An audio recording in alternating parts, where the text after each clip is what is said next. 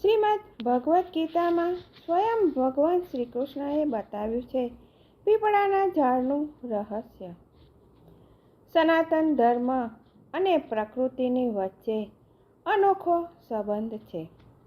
આ એકબીજા ઉપર આશ્રિત છે અને એકબીજાના પૂરક પણ છે.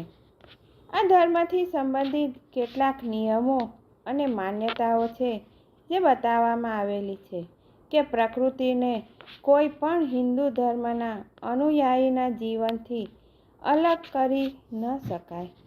પૌરાણિક માન્યતા અનુસાર સનાતન ધર્મમાં એવા કંઈ કેટલાય ઝાડ અને છોડ છે અને નદી પણ છે જેને ધર્મ સાથે જોડવામાં આવેલી છે, જેને પવિત્ર માનવામાં આવી છે. આમાં એક છે પીપળાનું વૃક્ષ, જેને ક્યારેક આત્માઓનું તો ક્યારેક ભગવાન શ્રી વિષ્ણુનું નિવાસ માનવામાં આવે છે. જય શ્રી કૃષ્ણ મિત્રો, સ્વાગત છે તમારું મારી ચેનલ સ્નેહ સાગરમાં.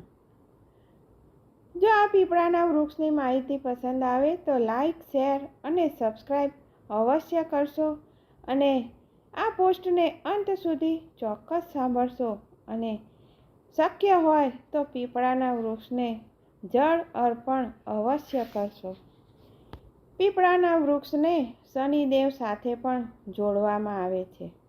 એવું માનવામાં આવે છે કે શનિવારે પીપળાની સામે દીવો કરવામાં આવે તો શનિ દોષમાંથી મુક્તિ મળે છે અને આથી જ પીપળાના વૃક્ષને કલિયુગનું કલ્પવૃક્ષ માનવામાં આવે છે, જેમાં દેવતાઓની સાથે સાથે પિતૃઓનો પણ વાસ હોય છે. શ્રીમદ્ ભાગવદ્ ગીતામાં ભગવાન શ્રી કૃષ્ણએ સ્વયં કહ્યું છે કે વૃક્ષોમાં હું પીપળો છું, જેના મૂળમાં બ્રહ્માજી અને મધ્યમાં વિષ્ણુજી તથા આગળના ભાગમાં ભગવાન શિવજીનો સાક્ષાત સ્વરૂપમાં બિરાજમાન છે.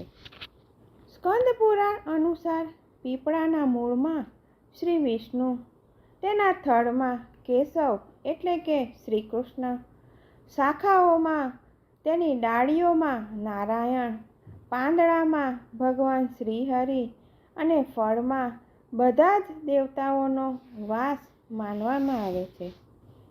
પીપળાના વૃક્ષના સંબંધી કેટલાક નિયમ છે જેનું પાલન કરવું અત્યંત આવશ્યક છે, અન્યથા જાતકને ખરાબ પરિણામ ભોગવવાની તૈયારીમાં રહેવું પડે છે.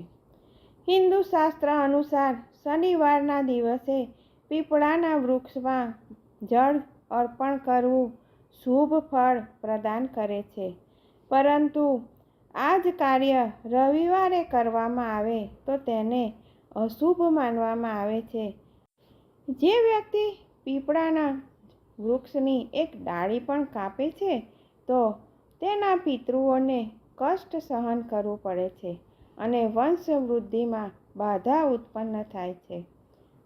પીપળાના વૃક્ષને જો કાપવું હોય તો પૂરા વિધિ વિધાન અથવા નિયમ અનુસાર પૂજન અથવા તો યજ્ઞ કરાવ્યા બાદ જ પીપળાની લાકડી અથવા તો પીપળાની ડાળી કાપવી જોઈએ, જેનાથી દોષ ન લાગે. બ્રહ્મ મુહૂર્તમાં મંદિર જવાનું શુભ માનવામાં આવે છે, પરંતુ પીપળાના વૃક્ષને જળ અર્પણ કરવાનો સમય સૂર્યોદય પછી જ માનવામાં આવે છે. એટલે તમારી ઉપર માતા લક્ષ્મીની કૃપા હંમેશા રહે. આથી પીપળાના વૃક્ષને જળ અર્પણ કરવું હોય તો સૂર્યોદય થયા પછી જ જળ અર્પણ કરવું. પૌરાણિક માન્યતા અનુસાર જે પીપળાના ઝાડની પરિક્રમા કરે છે તેમની બધી જ મનોકામના પૂર્ણ થાય છે, તેમના શત્રુઓનો નાશ થાય છે અને પીપળાના વૃક્ષની પૂજા કરવાથી ગ્રહોના જે દોષ હોય છે તે શાંત થાય છે. કાલ સર્પ દોષ, પિતૃદોષ જેવા વગેરે દોષ શાંત થઈ જાય છે. અમાસ અને શનિવારના દિવસે પીપળાના ઝાડની નીચે એક દીવો પ્રગટાવો અને હનુમાન ચાલીસાનો પાઠ કરવાથી કષ્ટોમાં રાહત મળે છે અને એવું કરવાથી પરિવારમાં ખુશાલી અને સમૃદ્ધિ આવે છે.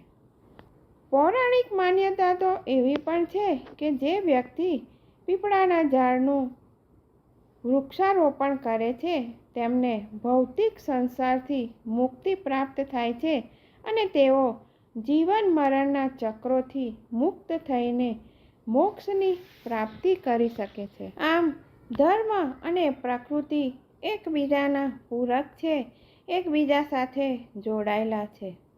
જય શ્રી કૃષ્ણ મિત્રો. ફરી મળીશું આવી અવનવી રસપ્રદ અને નવીનતમ માહિતી સાથે.